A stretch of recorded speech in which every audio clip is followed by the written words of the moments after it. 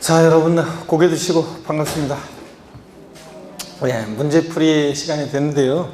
제가 예고된 대로 문제지 169페이지부터 봅니다. 그래서 소득세부터 또 양도소득세부터 보도록 하겠습니다. 그래서 양도소득세를 보기 위해서 우리 기타 소득세, 그래서 부동산 관련 사업소득 여기부터 먼저 보고 양도소득세 들어가고, 그 다음에 이제 조세 총론, 지방세, 또 종합부동산세, 이런 순서로 공부하도록 하겠습니다. 자, 고개를 드시고 여러분들 문제풀이 과정 미리 문제를 읽고 오시면 좋다고 그랬죠? 미리 풀어오면 좋긴 한데 미리 풀어보면 머리만 아프고 막 그럴 수 있어요. 시간이 많이 걸리고. 그러면 일단 풀어보면 좋지만 풀어보기 뭐하다 그러면 여러분들이 시간이 없으면 문제를 읽고 오라고 그랬습니다. 그죠? 문제 읽고 정답 보고 해설 보고. 그래서 문제풀이 과정은 알고 있는지 모르고 있는지 테스트하는 시간이 아니라 중요 지문들을 익히는 게 중요해요. 어떤 게 핵심 포인트고, 그래서 어떤 걸 바꾸는지, 어떻게 바꿔지는지, 어떤 게 포인트인지를 익히고 사례를 익히고 이렇게 해서 문제에 적응력을 키우고 이렇게 한 다음에 이제 본격적인 테스트는 문제풀이 과정이 끝나고 9월달 통영모의고사 과정 때, 그때 이제 매일 문제 풀면서 이제 그때 전범위로 문제 풀면서 본인이 알고 있는지 모르고 있는지 그 부족한 부분이 어딘지를 테스트하는 이런 시간을 가지시면 됩니다. 그래서 그때 하는 거고, 문제집은 그냥 중요 지문을 막 익히면 돼요. 그래서 문제를 중요한 문제, 또 제가 강조하는 문제, 저희들이 그 다음에 또 중요 지문 이런 것들에 표시를 잘 해놨다가 나중에 체크된 것만 다시 이것을 9, 10월 달에 다시 보셔야 돼요. 중요 지문들을. 그래서 반복해서 중요 지문들을 익히고 이렇게 하면 좋습니다. 어떤 분은 이렇게 시간이 이제 늦게 소위 말해서 이제 우리가 단기 합격 그래가지고 그래서 한 100일 동안 100일 공부해가지고 합격하는 그런 수험생들이 있습니다. 100일. 그래서 한 4개월 이게 준비해가지고 합격하는 분들이 있는데, 물론 이제 열심히 공부해야죠. 기초부터 시작해가지고 해야 되니까. 근데 그런 분들이 되게 어떻게 공부하냐면, 단기 합격하는 분들이 되게 이렇게 이제 기초 용어도 모르면서 그냥 바로 갈 수는 없잖아요. 그러니까 기초 용어 같은 것을 빠른 배속으로 한번 쭉 훑어서 이 과목이 이런 거구나 이렇게 한번 감 잡은 다음에는, 그 다음에는 이제 계속 이제 어떤 수강생분은 이론을 빠른 배속으로 들어서 이렇게 오는 수험생도 있고, 또 어떤 분은 바로 그냥 문제집을 바로 오면서 그 중요 지문들을 그냥 집다 익히는 거예요. 그냥 어떤 게 바뀌어지고 이런 것들. 그래서 저희들이 강조하는 내용만, 그러니까 다 또 알고 가려면 이게 되지가 않아요. 그러니까 버릴 건 과방에 버리면서 저희들이 강조하는 내용만 그냥 집다 그냥 반복해서 여러 번 보고 시험장 가고 이렇게 해서 정확하게는 뭐지만 대충 이제 트레이닝이 돼 있으니까 그런 부분들을 이렇게 주의해서 보고, 그래서 문제를 풀고 이렇게 해서 합격을 합니다. 합격한 다음에 누가 뭘 물어보면 대답을 잘 못해요. 그런데 일단은 합격은 합니다. 그런 분들이 있습니다. 그렇게들 해서 단기 합격해요. 거기서 얻을 수 있는 교훈은 이렇게 문제집 같은 것은 중요 지문을 익히고 이렇게 하는 게 중요하다는 거. 그래서 딱 트레이닝 돼 있어야 돼요. 여기는 이런 내용이 나오면 여기서는 어떤 걸 바꾸는지를 기계적으로 여러분들이 훈련이 돼 있어야 돼요. 그래서 그런 것들을 하기 위해서 문제풀이 과정을 갑니다. 그러니까 자, 문제풀이 과정은 아무 준비 없이 그냥 와가지고 수업을 들으면 좀 버거울 수 있어요. 그러니까 문제를 미리 읽고 오는 게 좋다고 그랬습니다. 그렇죠, 여러분들? 그래서 문제집 169페이지부터 오늘 보도록 하겠습니다. 기타 소득세인데요. 우리 소득세에 8가지 소득이 있다는 것은 제가 기초과정부터 계속 말씀드렸어요. 우리 소득세법에 열거된 소득, 8가지 소득세법에 소득이 열거되어 있다. 자, 그랬을 때 8가지 소득 그러면 어떤 게 있냐? 종합소득, 종합소득에 대한 소득세, 종합소득세요. 종합소득 6가지가 있고요. 그 다음에 직장 다니다가 퇴직하면서 발생하는 퇴직소득, 그 다음에 양도소득, 이렇게 해서 우리가 8가지 소득세법에 소득이 열거가 되어 있습니다. 종합소득은 우리가 어떤 게 있냐 그러면 이자소득, 그 다음에 배당소득, 사업소득, 그 다음에 근로소득, 연금소득, 기타소득, 이렇게 해서 6가지가 열거되어 있는데요. 이 소득의 종류를 여러분이 외울 것까지는 아니더라도 우리 시험에서 종합소득 중에서는 다른 거는 시험 관계가 없고, 사업소득이 우리 시험범인데, 사업소득 중에서도 많은 사업소득의 종류가 있는데 그 중에서 우리 시험은 3가지 부동산 관련 사업소득이 우리 시험범인데, 부동산을 보유 중에 대여에서 발생하는 임대업을 통한 소득, 또 그 다음에 부동산을 사업적인 목적을 갖고 파는 매매업을 통한 소득, 또 건설업이요. 주택을 신축해서 판매하는 건설업을 통한 소득, 이렇게 세 가지가 우리 시험 범위라고 했고, 부동산 임대업에서 시험 문제는 한 문제 정도가 이렇게 출제가 되고 있습니다. 그래서 한 4, 5년 정도 계속 부동산 임대업에서 또 출제가 되다가 또 그러다가 이제 또 좀 안 나오다가 28회 시험 때 나왔다가 29회, 30회 아직 안 나오고 있습니다. 그래서 부동산 임대업을 중심으로 한 문제 대비해서 항상 보셔야 되고, 매매업과 건설업은 그냥 의 정도만 아시면 된다고 그랬습니다. 자, 그리고 우리 시험 뭐 양도소득이 제일 중요한 거죠. 시험 문제 여기서 대여섯 문제 나오는 거고, 양도소득과 매매업, 이 사업소득의 차이점은 뭐냐면, 양도소득은 우리 같은 개인이 사업성 없이 파는 게 양도소득이고, 사업성을 가지고 팔면 매매업이라고 했습니다. 사업성을 가지고 팔면 매매업이고요. 자, 그랬을 때 매매업과 건설업 등은 사업성을 가지고 파는 건데, 사업소득과 양도소득의 차이점은 사업성 여부고요. 그 다음에 매매업과 건설업은 딴 거 없어요. 지문에 주택이란 말 나오고 신축이란 말 들어있고 판매란 말 들어있으면 그러면 건설업입니다. 그래서 나머지 그 외에 나머지 부동산 사업적으로 목적을 갖고 팔면 다 매매업이고요. 그래서 우리가 부동산 매매업의 범위가 이렇다 그러면, 매매업의 범위가 요만큼이다 그러면 건설업은 요 매매업의 한 일종이에요. 그래서 주택 신축 판매 그거 빼놓고 나머지는 다 사업적인 목적을 갖고 팔면, 기존의 주택을 매입해서 판매한다거나 상가를 신축 판매한다거나 토지를 판다거나 사업적인 목적을 갖고 팔면 다 뭐라고 해요? 나머지는 다 뭐다? 매매업입니다. 자, 그리고 부동산 임대업은요, 어떤 게 부동산 임대업인지 범위, 또 그 다음에 또 어떤 경우에 비과세 되는지, 또 그 다음에 소위 말해서요, 보증금 전세금을 받고 임대합니다. 그래서 전세주택, 소위 전세주택과 관련한 얘기, 이런 것들을 중심으로 출제가 시험이 되어 왔고요.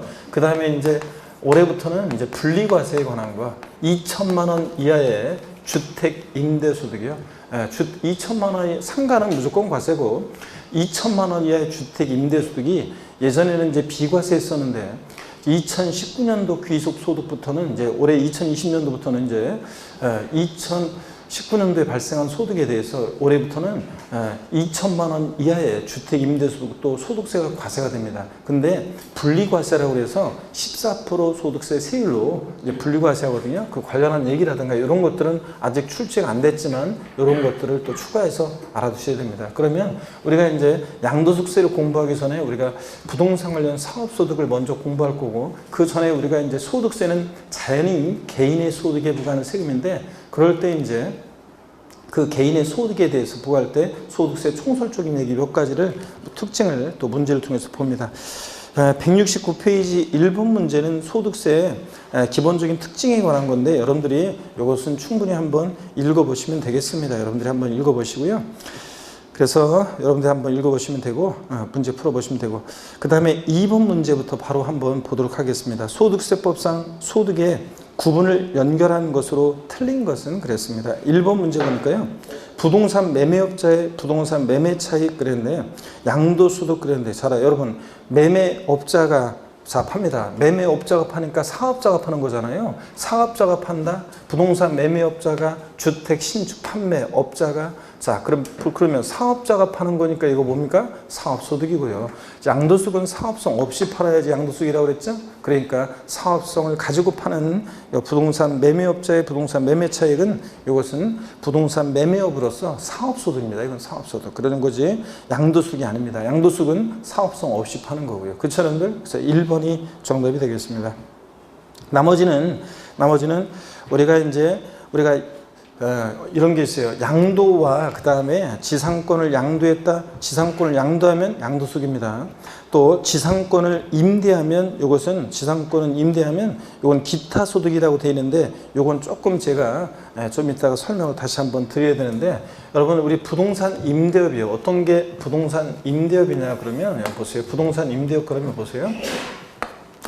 부동산 임대업은 부동산 또는 보세요. 부동산 또는 부동산 상의 권리 대여로 인한 소득을 말합니다. 지우개가 다 저쪽으로 가버렸네. 자, 그래서 부동산 또는 부동산 상의 권리 대여로 인한 소득을 우리가 부동산 임대업이라고 합니다. 그래서 대표적으로 부동산 또는 부동산 상의 권리 대여로 인한 소득인데요. 부동산 상의, 부동산 위에 상의 권리, 대여로 인한 소득, 그러니까 부동산 대여 소득이라든가 부동산 상해 권리 대여 소득이라든가 이런 것들은 다 뭐냐면 이게 자 사업 소득입니다. 부동산 임대업으로서 요 사업 소득인데 포인트는 사업 소득으로 보느냐 기타 소득으로 보느냐 이걸 구별하는 게 포인트인데요.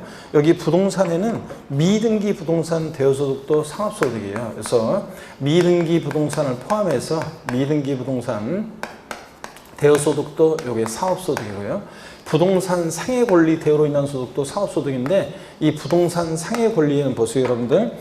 전세권이라든가 전세권 대여 소득이라든가 그 다음에 부동산 임차권 대여 소득이라든가 이런 것들이 다 뭐냐면 이게 부동산 상해 권리 대여로서 요거 사업 소득입니다. 사업 소득. 자, 그런데 여기 이제 중요한 게 이제 재작년에 개정이 된 게 있는데 중요한 건데 지상권이라든가 지상권이나 그 다음에 지역권은 있잖아요. 지상권이나 지역권은 여기에 한번 보세요. 지역권이나 지상권은 요걸 만약에 좀 더 나눠드릴까요? 한번 여러분들 이것을 보면 이렇게 하겠습니다. 지역권과 지상권은 공익사업과 관련해서 관련해서 이것을 만약에 자 대여했다 그러면 공익사업과 관련한 지상권, 지역권 대여 소득은요. 요거 대여로 인한 소득은 요것은 뭐냐면 요것은 기타 소득입니다. 기타 소득. 자, 기타 소득이고 그다음에 기타 소득이고 공익사업과 무관한 거 있죠? 요 관련한 말이 없으면 공익사업과 관련된다는 말이 없다 그러면 일반적으로 공익사업과 무관한 지상권, 지역권의 설정이나 대여소득 이것은 사업소득이에요. 그래서 요거 꼭 여러분들이 재작년에 개정된 내용인데 이걸 꼭 알고 계셔야 돼요. 그래서 여기 이제 헷갈릴 수 있기 때문에 시험에 나오면 이게 지상권, 지역권, 대여소득은 공익사업과 관련이 있는 건지 공익사업과 무관한 건지 시험에 밝혀놓을 건데 만약에 그게 없다 그러면 이제 실전에서는 이제 바로 이의제기감이에요. 그래서 여기 이제 공익사업과 관련된 건지 무관한 건지 이걸 이제 밝혀놓을 거예요. 근데 공익사업과 관련한 말이 없다는 출제자의 의도를 봐가지고 공익사업과 하다는 말이 없으면 일단 무관한 거니까 일반적으로 지상권, 지역권, 대여소득은 뭐가 된다? 사업소득으로 바뀌었어요. 예전에는 이게 전부 다 지상권, 지역권, 대여소득은 기타소득이었다가 이게 재작년에 바뀌어서 공익사업과 관련한 것은 기타소득이고 공익사업과 무관한 것은 뭐고? 사업소득이고요. 이거 꼭 알으셔야 돼요. 그래서 부동산 임대업의 범위에서는 더 잡다한 내용들이 있지만 이 내용을 꼭 반드시 알고 있으면 돼요. 자, 우리가 부동산 임대업의 범위에서는 이 내용을 꼭 알고 있으면 그러면 한 문제 맞힌다. 이 동네에서 나왔을 때는. 자, 그래서 거주의 지상권 양도는 양도소득이고요. 우리가 지상권은 양도세 대상이 됩니다. 그 다음에 지상권의 임대는 이게 기타소득이라고 되어 있는데 실전 같으면 이렇게 되어 있으면 바로 이건 이의제기감이에요. 공익사업과 무관하다고 했을 때 그랬을 때 자, 사업소득이고 공익사업과 관련한 것은 뭐고? 기타소득입니다. 그러니까 무조건 기타소득이라고 하면 안 되죠. 공익사업과 관련한 지상권 임대일 때 여기 뭐라고요? 기타소득이다. 알아서 새겨드려야 돼요. 그러니까 공익사업과 관련 지상권 임대. 그래서 3번 지문에는 거주자의 자 공익사업과 관련 지상권 임대 이렇게 공익사업과 관련 그 말을 거기다 집어넣어야 돼요. 그래야지 이게 정확한 지문이 됩니다. 공익사업과 관련했을 때 뭐라고요? 기타소득으로. 그래서 3번 지문을 그랬을 때 이걸 맞는 지문을 하셔야 됩니다. 공익사업과 관련하다 말이 없으면 이건 뭐라고요? 사업소득입니다. 그렇기 때문에 공익사업과 관련 그 말을 집어넣고 지상권 임대 기타소득 이렇게 되도록 아시겠습니까 여러분? 그 다음에 4번 건설업자의 주택 신축 판매는 자 보세요. 주택이란 말이 있고 그 다음에 신축이란 말이 들어가고 판매란 말 들어가면 요거 뭐라고요? 요건 사업소득입니다. 건설업으로서 건설업 사업소득이고 그 다음에 임대사업자의 전세권 임대 전세권이나 부동산 임차권 대여소득은 뭐라고요? 사업소득입니다. 임대업으로서. 그래서 포인트는 이걸 사업소득으로 보느냐 기타소득으로 보느냐 그겁니다. 그래서 부동산 임대업이나 그 다음에 부동산 매매업 건설업에 해당되면 이건 사업소득이고 그렇지 않으면 이거 보고 기타소득이고 이겁니다. 여러분들. 자 이렇게 해서 사업소득과 기타소득을 구별하는지 이 문제입니다. 그래서 여러분들이 이것도 꼭 알아두시고요. 넘어갑니다. 170페이지 3번 문제도요. 기초적인 거라 여러분들이 한번 이것도 풀어보시면 읽어보시면 됩니다. 풀어보라고 했어요 제가? 읽어보세요, 여러분들. 문제 읽고 정답 보고 해설 보면서 지문들을 읽어봅니다, 여러분들이. 읽어보시고 그 다음에 4번 문제 별표시합니다. 4번 문제 별표시하고요. 04번에 소득세법상 고조의 주택임대소득의 비과세 및 총수익 금액에 관한 설명으로 옳은 것은 그랬습니다. 자, 어떤 거냐면 여러분 우리가요 부동산 임대업, 자 먼저 범위 말씀드렸잖아요. 자, 어떤 게 부동산 임대업인지. 물론 여기에는 이제 이런 것도 포함돼요. 여기에는 이제 보면 부동산 또는 부동산 상해 권리 대여로 인해서 부동산 임대업의 범위에는 자기 소유 부동산을 타인에게 담보로 제공하기 위해 사용대가를 받아요. 그러면 이런 것도 뭐예요? 자신의 부동산을 타인에게 담보로 제공하기 위하고 사용대가를 받는다. 우리 그런 사람을 뭐라고 합니까? 민법에서 물상보증인 그러잖아요. 자, 자신의 채무가 아니라 타인의 채무에 자신의 부동산을 담보로 제공하게 하고 사용대가를 받으면 결국 부동산 빌려주고 대가 받은 거니까 이것도 뭐다? 임대업, 사업소득입니다. 또 건물의 옥상이나 측면 같은 것을 대여하고 얻는 소득, 이런 것도 뭐다? 임대업, 이것도 사업소득입니다. 건물의 옥상이나 측면을 대여하고 얻는 소득.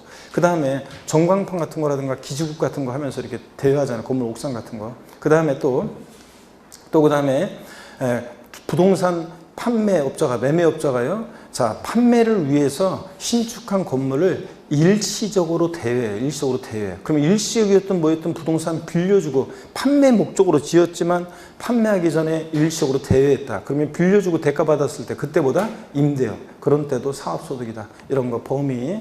자, 그 다음에 또 비과세 한번 보겠습니다. 어떤 경우에 비과세 하는지, 비과세를 보시면 여러분요. 어떤 게 비과세 하느냐? 전답의 임대소득 비과세예요. 자신의 전답을, 농지를 타인에게 대여하고 작물 생산에 이용하게 하고 우리가 사용대가를 받아요. 그러면 자 보세요. 부동산 임대업 비과세 되는 경우, 자 비과세 되는 경우 보면 어떤 경우에 비과세 되느냐 그러면 전답의 임대소득이요. 자, 자신의 전답을 대여합니다. 전답의 임대소득인데 자신의 전답을 타인에게 작물 생산에 이용하게 하고 사용대가 받을 때 비과세예요. 그런 거지. 자신의 전답을 타인에게 대여했는데 모델하우스용 부지로 사용하게 한다거나 주차장 부지로 사용하게 한다거나 그러면서 사용대가 받을 때는 과세예요. 하여튼 전답의 임대소득 원칙적으로 비과세입니다. 예전에 농업소득세에서 과세하는 거하고 이게 이제 이중과세를 피하기 위해서 전답의 임대소득 비과세고, 이제 중요한 것은 이거예요. 비과세되는 우리 임대소득에서 부동산 임대 비과세되는 경우 두 번째는 일개예요. 딱 하나. 일개에 일개 소유하는 자의 주택 임대소득 있죠? 주택 임대소득은 요건 비과세입니다. 딱 주택 하나 있는 사람이 일개 소유하는 자의 주택 임대소득 비과세인데 한 채만요. 근데 다만 예외가 있어요. 단 고가주택이라든가 고가주택과 그 다음에 국외 소재 주택이요. 해외 국외 소재 주택은 이것은 주택수 관계없이 한 채라 할지라도 국외 주택은 과세를 합니다. 요거는. 자, 그래서 고가주택이라는 것은 어떤 거냐면 부동산 임대업에서 고가주택은 과세기간 종료일 현재 또는 양도일 현재로 해서 기준시가 얘는 보유 중에 판단하는 거니까 실거래가액이 아니에요. 기준시가로 9억 원 초과하는 주택입니다. 양도소득세하고 헷갈리면 안 돼요. 양도소득세에서 고가주택은 실거래가액 9억 원 초과하는 주택인데 얘는 기준시가 9억 원 초과하는 주택입니다. 자, 그랬을 때 이렇게 기준시가 9억 초과하는 고가주택과 국외 소재주택은, 해외 소재하는 주택은 1주택이라도 과세를 합니다. 주택수 관계없이. 근데 원래는 한 개 소유하는 자 주택임대소득을 비과세하고요. 그럴 때 이 주택 수 계산을 어떻게 할 것이냐, 그런 얘기들은 또 길으니까 문제를 통해서 우리가 보면서 한번 확인해 보겠습니다. 먼저요, 그 4번 문제 소득세법상 거주의 주택임대소득의 비과세 및 총수익금액에 관한 설명으로 옳은 것은 그랬습니다. 1번 보니까 본인과 배우자가 각각 국내에 소재주택을 소유한 경우에 이를 합산하지 아니하고 각 거주자별 소유주택을 기준으로 주택임대소득 비과세인 1주택 여부를 판단한다 그랬는데, 여러분요, 우리가 다음 시간에는 여러분들 다음 시간부터는 요약집을 갖고 있으면 좋습니다. 여러분들 제가 일부는 요약집을 참조해서 그 설명을 드릴 테니까 요약집을 갖고 오세요. 다음 주부터는. 그래서 세 번만 요약집이 너무 많으면 무거우면은 분철해 갖고서 다녀도 되고 여러분들. 그래서 갖고 오시면 되는데, 자, 필요한 것은 제가 또 다음 주부터는 또 참조를 하겠습니다. 다음 시간부터는. 그럼 보시면은 먼저요, 주택 수를 계산할 때 부부는요, 지금 보니까 이를 합산하지 아니하고 그러는데 여기가 틀렸죠, 여러분들? 부부는 주택 수 계산할 때 어떻게 한다? 합산합니다.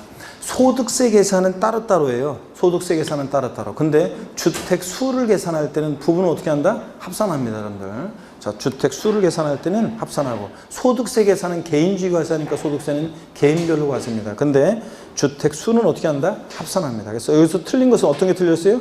이를 합산하지 아니하고 각 거주자별 소유주택을 기준으로, 여기가 틀린 거예요. 주택 임대소득의 비과세인 1주택역을 판단한다. 그래서 주택 수를 계산할 때 일기수 현원제의 주택 임대소득 비과세에서 주택 수 계산할 때 부부는 어떻게 한다? 합산합니다. 그래서 1번은 여기가 틀린 거고, 합산하지 아니하고 각 거주자별 소유주택을 기준으로, 여기가 틀렸습니다. 2번 보니까요, 임대하는 국내 소재 1주택의 비과세 판단 시 가액은 소득세법상 기준시가 6억 원을 기준으로 판단한다. 자, 일기수 현재 주택 임대소득 비과세에서 고가주택과 국외소유주택을 과세할 때, 이때 고가주택은 기준시가로 얼마요? 9억 원 초과노택입니다. 9억 원 초과노택이에요. 딱 9억까지 하는 기준시가 9억 초과노택이고, 그래서 6억이 아니라 보다 9억 원을 기준으로 합니다. 9억 원을 기준으로. 그 다음에 3번 보니까 소득세법상 기준시가 4억 5천만 원이 국외 소재 1주택을 임대하는 경우에 비과세 된다 그랬는데, 국외 소재 주택은 1주택이라도 어떻게 한다 그랬어요? 과세합니다. 얘는 기준시가가 얼마든 상관없어요. 국외 소재 주택을 어떻게 한다? 과세입니다, 여러분.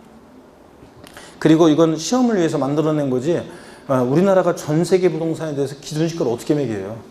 남극, 북극, 아프리카, 아시아, 오세아니아, 남미, 북미, 중미, 유럽, 우리나라가 어떻게 기준시가를 매겨요? 그러니까 기준시가 이건 그냥 말을 만들어낸 거고, 하여튼 여기서 포인트는 국외 소재주택은 1주택이라도 어떻게 한다? 과세합니다. 주택수 관계없이. 자, 비과세한다 틀렸습니다.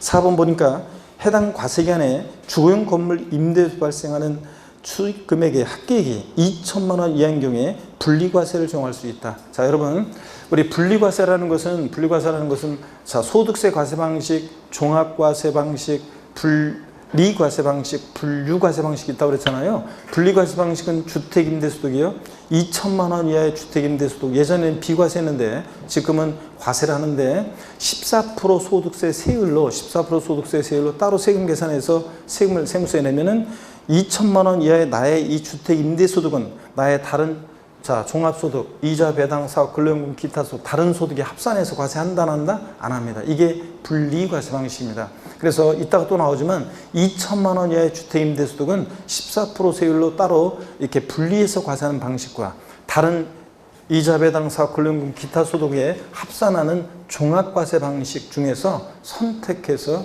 우리가 적용할 수 있습니다, 여러분들. 자, 어떻든 간에 여기는 보니까 2천만 원 이하의 주택임대소득이니까, 주거용 건물 임대요, 즉 주택임대소득이니까 어떻게 한다? 분리과세를 적용할 수 있다. 맞죠, 여러분들? 네, 4번 정답이고요. 5번 봅니다. 과세기간 종료일 현재 소유 중인 국내 소재 주택에 대한 주택임대소득의 비과세 판단 시 기준시가는 과세기간 개시를 기준으로 한다는데 틀렸어요. 기출질문인데요. 이때 여기 보세요. 일개 소유하는 자의 주택임대소득을 비과세할 때 배제되는 고가주택은 이게 과세기간 개시이 아니라 이게 과세기간 종료일이에요. 과세기간 종료일. 소득세 과세기간은 1월 1일부터 12월 31일까지로 할 때 그 과세기간 종료일, 그러니까 12월 31일이죠. 과세기간 종료일 현재 또는 양도일 현재 기준시가로 9억 원을 초과하는 주택입니다. 그래서 이거 포인트는 과세기간 종료일입니다. 이게 개시이 아니다. 이게 포인트입니다. 자, 그래서 과세기간 개시이 아니라 보다 종료일 현재 기준시가로 9억 초과하는 주택을 말합니다. 자, 이렇게 해서 4번 문제, 4번이 정답입니다. 별표시합니다. 4번 문제는 여러분 별표시 하시고요. 그 다음에 계속 이어서 봅니다. 5번 문제 보겠습니다. 5번 문제 보니까요, 171페이지 5번 문제입니다. 소득세법상 사업소득인 부동산 임대업에 관한 설명으로 틀린 것은 그랬습니다. 1번에요. 부동산 임대업에 대한 사업소득은 종합과세에 해당한다는데 부동산 임대업을 통한 여기 보세요. 부동산 임대업을 통한 사업소득은 뭐라고요? 종합과세합니다. 자, 종합소득세로서 다른 소득이 합산해서 1월 1일부터 12월 31일까지 1년을 단위로 해서 전부 다 어떻게 한다? 합산해서 과세합니다, 여러분들. 요거. 자, 그 다음에 이어서 보시면 이게 종합과세 한다는 거고 맞고요. 2번 보니까 두기 주택을 수요하는 자의 주택을 임대하고 지급받은 전세보증금의 합계액이 3억 원을 초과하는 경우에 사업소득 금액 계산할 때 총수익금액에 산입한다는데 틀렸습니다. 여러분, 보증금, 전세금이란 말이 들어있으면 이건 뭐라고요? 전세주택입니다. 우리 소득세는 원래 월세 계약 형태로 서술이 돼 있어요. 소득세법이. 근데 소위 말해서 전세주택, 보증금, 전세금을 받고 임대한 주택은 이건 예외적으로 과세하는데 전세주택은 원칙적으로 소득세를 과세하지 않습니다. 근데 예외적으로 몇 주택부터? 3주택 이상이면서 엔드 보증금 합계액이 얼마? 3억 원을 초과할 때만 과세합니다. 자, 그래서 여기서 틀린 것은 두기 주택이니까 자, 3억 원 보증금 초과했어도 과세 총수익금액 산입 판단한다? 안 합니다. 과세하지 않습니다. 그러면 여러분요, 우리가 주택 수에 따라서 요걸 한번 제가 한번 설명을 드려볼게요. 여러분 어떤 얘기냐면 우리가 이런 걸 제가 설명을 드린 적이 있어요. 우리가 상가임대하고 저쪽으로 가서 한번 설명드려볼게요. 상가임대하고 주택임대 소득에 대한 거에 대한 차이점을 한번 쭉 비교해 드리도록 하겠습니다. 여러분 여기 좀 지울게요. 그러면 자, 한번 지우고 한번 보겠습니다. 이거 이제 눈에 담아 두셨죠? 네, 그럼 한번 보겠습니다. 우리가요 주택 수 등에 따라서 한번 설명을 한번 드려보겠습니다. 여러분 우리가 상가임대는 있잖아요. 요 기출문제 이런 걸 알고 있는지 많이 지금 물어봤는데 우리 문제집에 약간 그런 게 문제가 자, 많이 들어있지는 않은데 일단 나중에 요거는 꼭 여러분들 알고 가셔야 되는 게 있어요. 상가임대는 있잖아요. 이게 한 채든 두 채든 상가임대는 한 채든 두 채든 무조건 과세합니다. 상가임대는. 또 상가임대는 이게 월세 계약 형태로 임대했던 전세 계약 형태로 임대했던 즉 보증금 전세금이란 말이 들어있으면 전세주택이고 보증금 전세금이란 말이 없으면 그러면 소위 말해서 월세주택을 말하는 거예요. 월세 계약 형태를 말하는 거예요.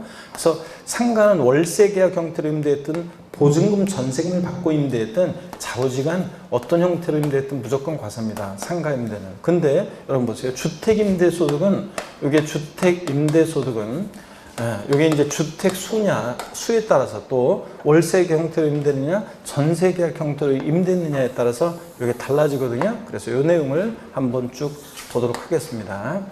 자, 월세 계약 형태로 임대했는지 또 그 다음에 전세 계약 형태로 임대했는지에 따라서 우리가 이제 달라지는데요. 먼저 주택 임대 소득 한 채일 때 또 두 채일 때, 세 채일 때 달라지는데 한 채일 때 소유하는 자, 일개 소유하는 자가 주택을 임대했습니다. 그러면 요거 뭐 한다고 그랬어요? 비과세라고 아까 말씀드렸습니다. 근데 고가주택과 기준시가 9억 초과하는 고가주택과 국외 소지의 주택은 국외 소지의 주택은 어떻게 한다고요? 요거 과세합니다. 주택수 관계없이 요 과세를 합니다. 과세예요. 자, 근데 과세인데 근데 전세 계약 형태로 임대했다. 보증금 받고 딱 한 채 주택인 사람이 비과세입니다. 자, 월세 계약 형태도 비과세. 근데 요거 좀 주의해야 될 것이 얘는 고가주택도 포함해서 고가주택 기준시가 9억 초과하는 고가주택이라 할지라도 포함해서 비과세예요. 그러니까 월세 계약 형태로 임대했을 때는 고가주택은 과세를 합니다. 그죠? 비과세 배제예요. 근데 보증금 받고 임대했다. 전세주택일 때는 보증금 받고 임대하면 고가주택도 포함해서 비과세 받습니다. 비과세 과세하지 않습니다. 그 다음에 또 한번 볼게요. 두 채일 때 한번 보겠습니다. 두 채일 때. 두 채 소유하는 자가 보세요. 하나는 월세 계약 형태로 임대하고 하나는 전세 보증금 받고 임대했어요. 주택 두 개 소유하는 사람이. 과세 비과세예요?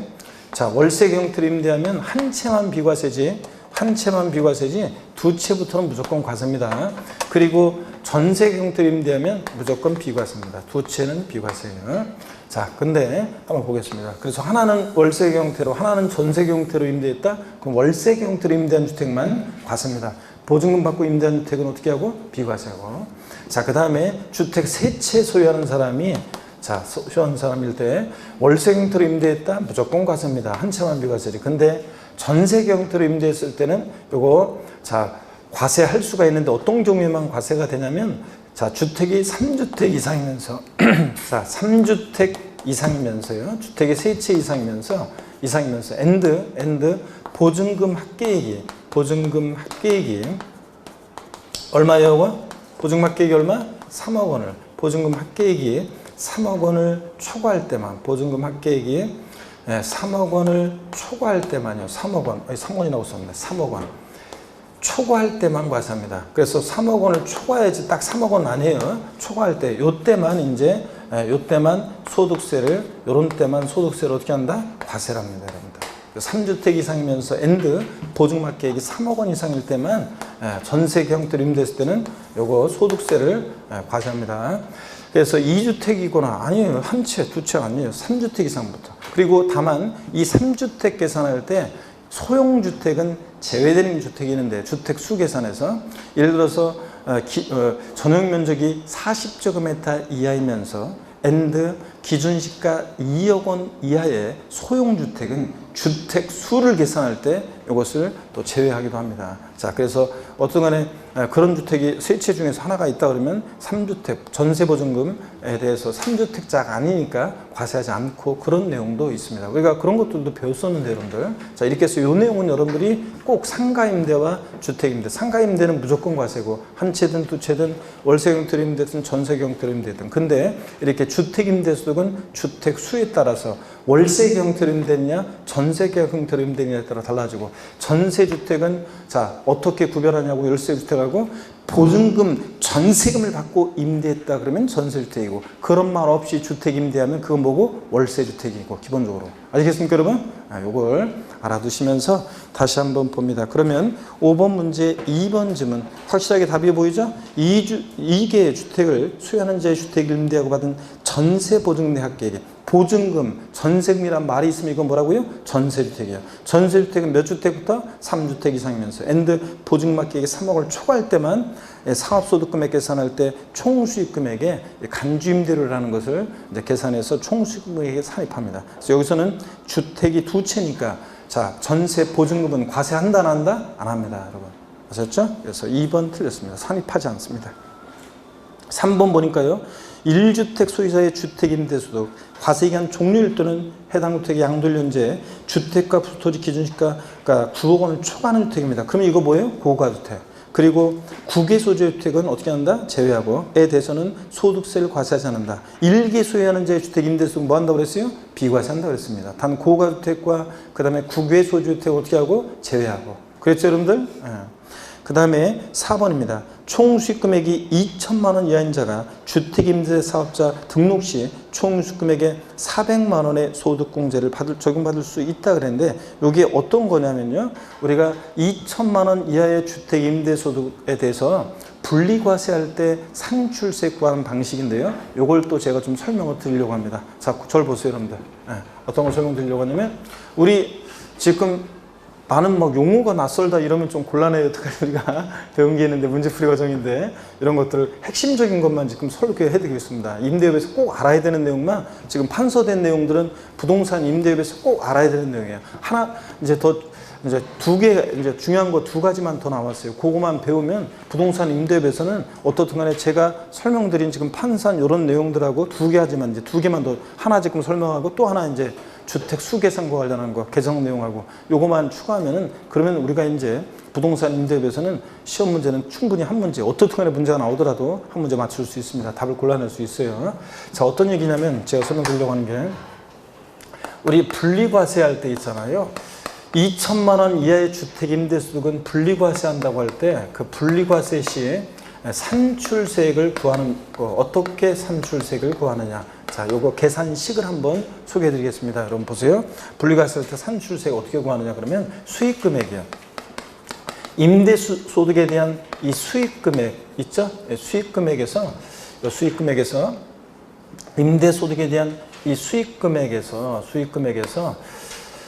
여기서 이제 1- 필요경비율을 곱해요. 1- 필요경비율이라는 걸 필요경비율이라는 것을 곱합니다. 필요경비율을 자 그래서 곱하고 자 그 다음에 여기서 또 400만 원, 공제되는 금액이 있어요. 공제되는 금액을 빼고, 그 다음에, 괜히 이쪽으로 왔네. 여기다가 써드릴게요. 다시. 여기도 칸이 좀 그래서 이쪽 아래에다가 한번 써드려 보겠습니다.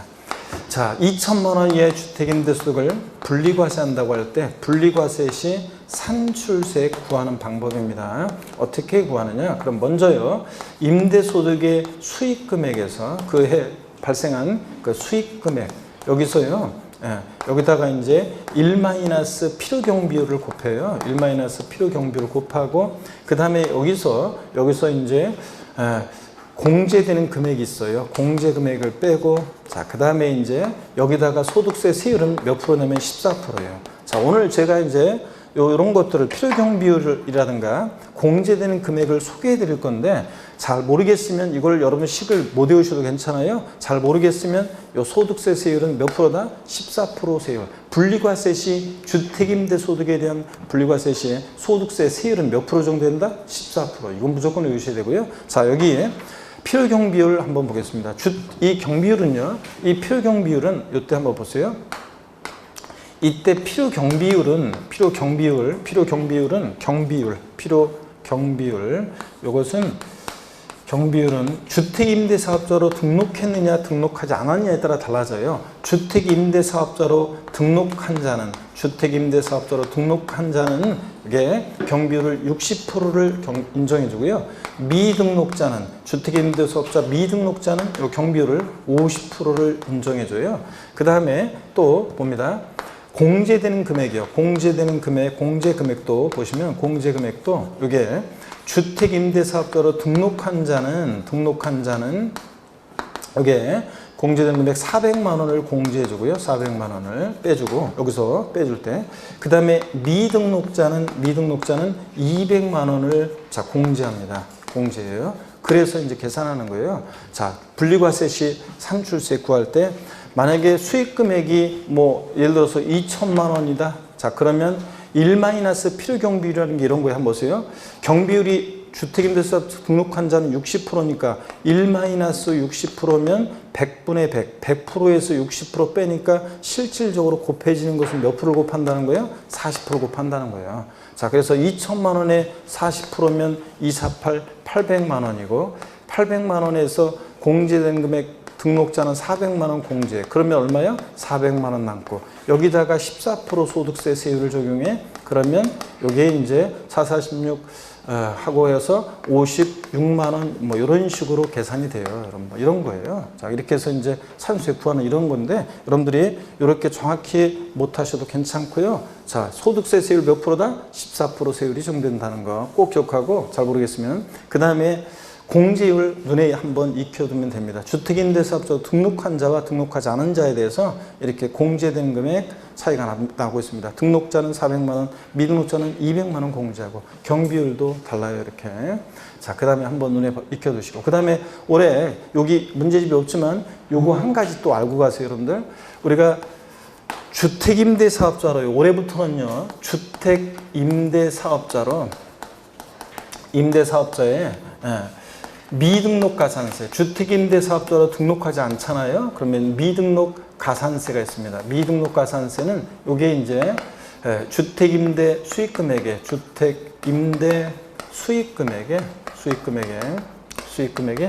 요거 0.2%, 1,000분의 2, 0.2%를 적용한다는 거. 주택임대 수익금액의 0.2%가 가산됩니다, 여러분. 자, 그래서 주택임대사업자 미등록 가산세, 올해 2020년 개정세법이요, 0.2% 적용된다. 1,000분의 2.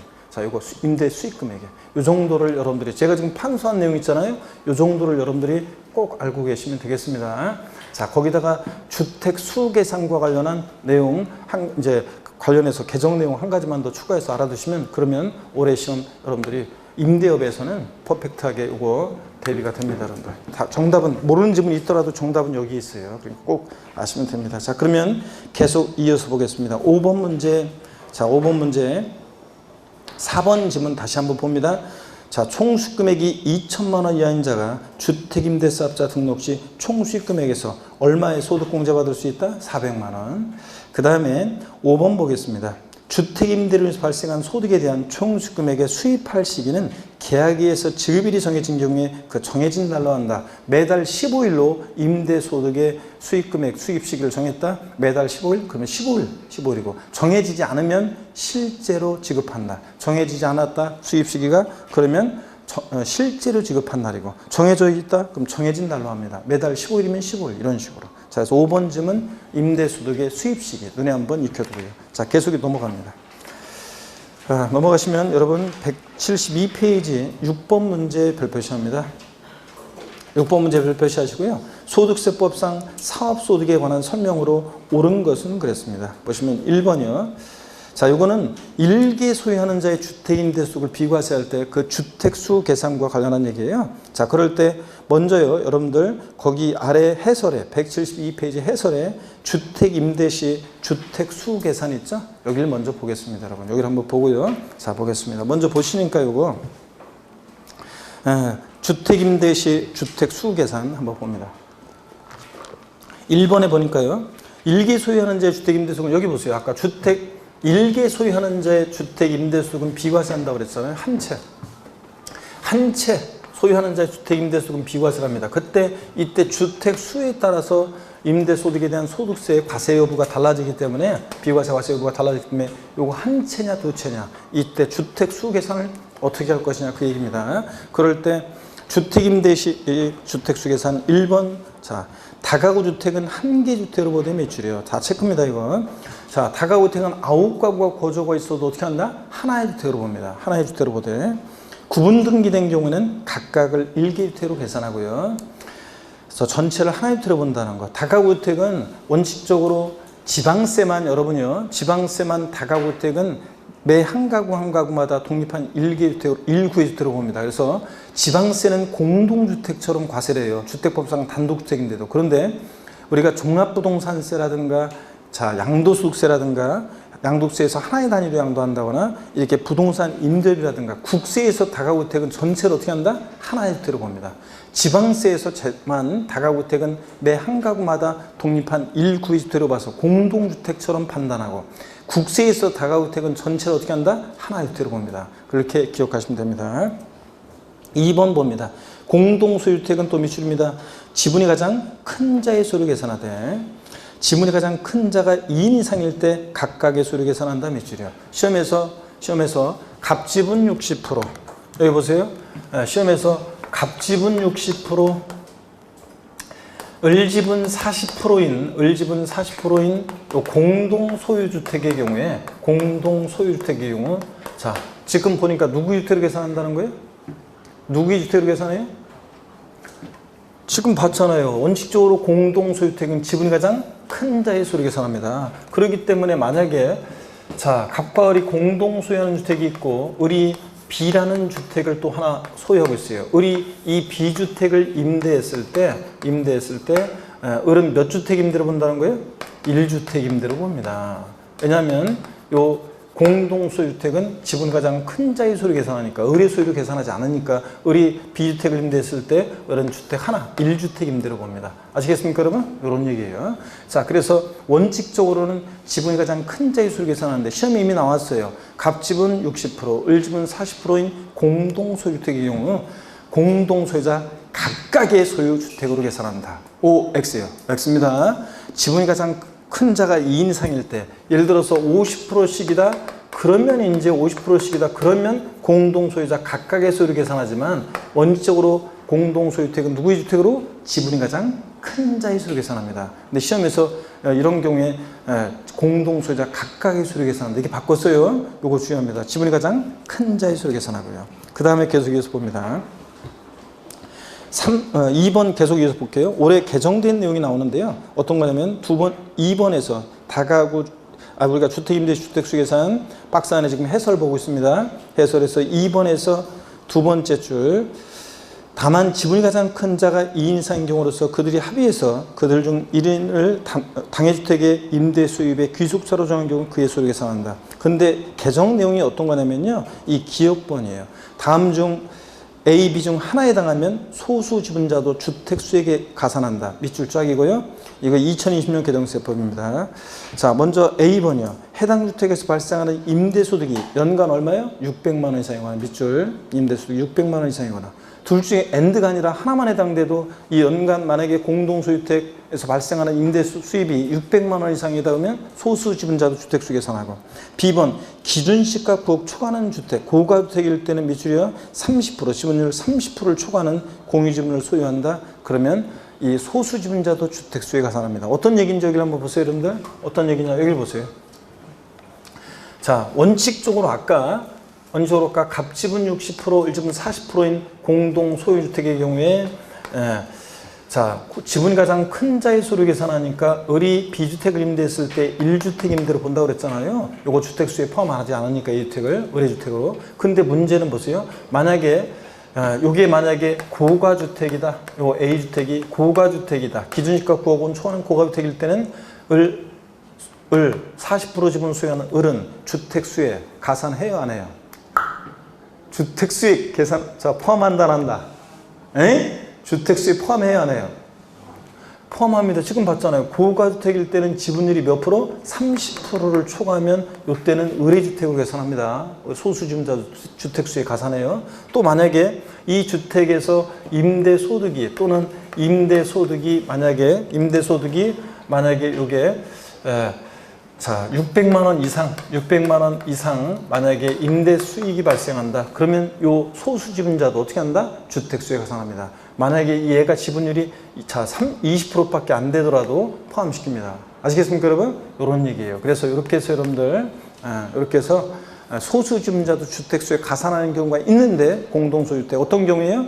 연간 임대 수익이 얼마? 600만 원 이상이거나 또는 고가주택일 때는 이게 지분율이 몇 프로요? 30%를 초과하면 그럴 때는 소수 지분자도 주택수에 어떻게 한다? 가산합니다. 아시겠습니까 여러분? 원칙적으로 공동소유주택은 누구의 주택으로 계산하는데 지분이 가장 큰 자의 수로 계산하지만 예외적으로 이런 경우에는 이제 올해부터는 소수 지분자도 주택수에 어떻게 한다? 가산한다. 꼭 알아둡니다 여러분들.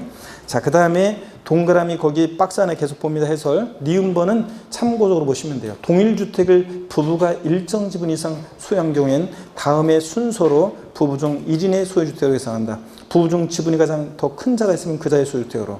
B번 부부의 지분이 동일한 경우에는 부부 사이의 합의에 따라 소유주택에 가산하기로 한 자의 소유로 계산하는 경우도 있습니다. 3번 계속 봅니다. 자, 1개수 현재 주택임대도 주택수 계산할 때 임차 또는 전세받은 주택을 전대하거나 전전세하는 경우에는 해당 임차 또는 전세받은 주택을 누구의 주택으로 해요? 임차인, 전세받은 자의 주택으로 계산합니다. 여러분들. 자, 포인트는 임차인, 전세받은 자의 주택으로 계산한다 밑줄이요. 자, 바꾸면 뭐라고 바뀌었어요? 임대인의 주택으로 주택수 계산한다고 할 거 아니에요? 임대인이 아니라 임차인, 전세받은 자의 주택으로 주택수 계산하고 전대하거나 전전세한 주택은 그 다음에 4번 본인과 배우자가 각각 주택을 소유할 때는 어떻게 한다? 합산하여 계산한다. 부부는 소득세 계산은 따로 하지만 주택수 계산할 때는 어떻게 한다? 합산합니다. 여러분들. 그런 얘기입니다. 이렇게 해서 이 주택수 계산 올해 개정 내용을 중심으로 별표시 해놓고 꼭 기억합니다. 해설에 별표시 해놓고 꼭 기억합니다. 주택수 계산이요. 해설에 별표시 해놓고.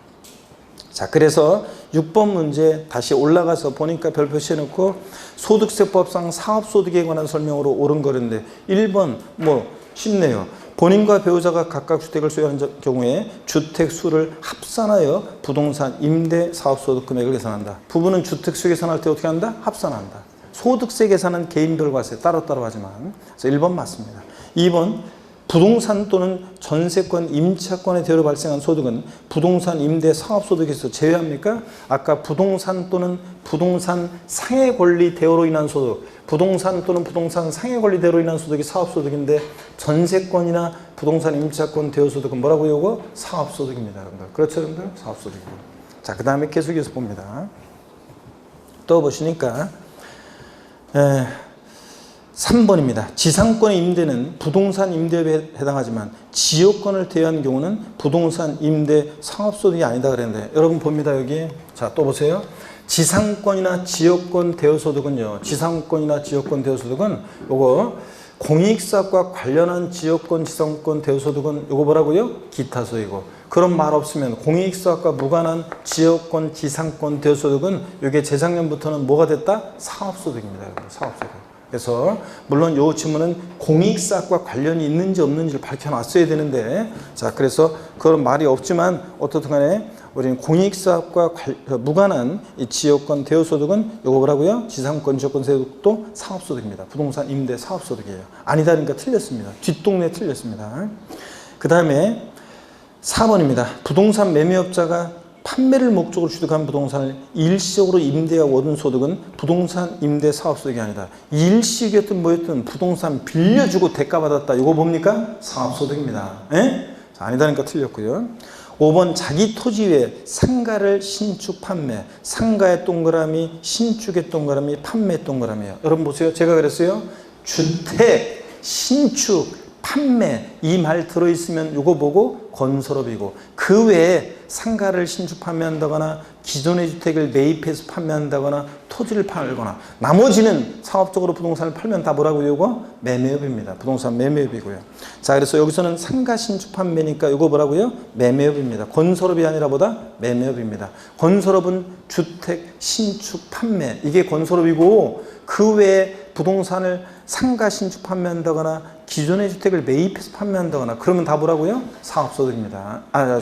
자, 건설업입니다. 건설. 자, 부동산 매매업입니다. 부동산 매매업. 아이고, 이제가 꼬이냐 자꾸. 자, 여기 한번 보겠습니다, 여러분. 자, 그래서 아까 정리해드렸어요.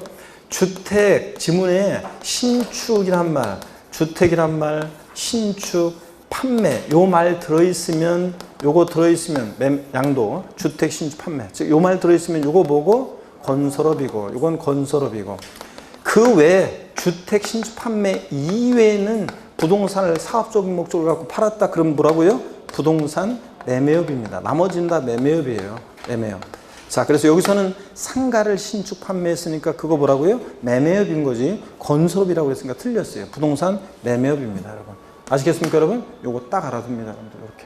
자, 이렇게 해서 오늘 왜 문제풀이 시작했는데 뭔가 막 기대감과 생동감이 막 넘쳐야 되는데 굉장히 그 처음 시작부터 힘들어하시는 분들이 계시는데, 자, 우리가 이런 내용들 자 여러분들이 아셔야 되겠습니다. 지금 천천히 나가고 있는 거예요, 여러분들.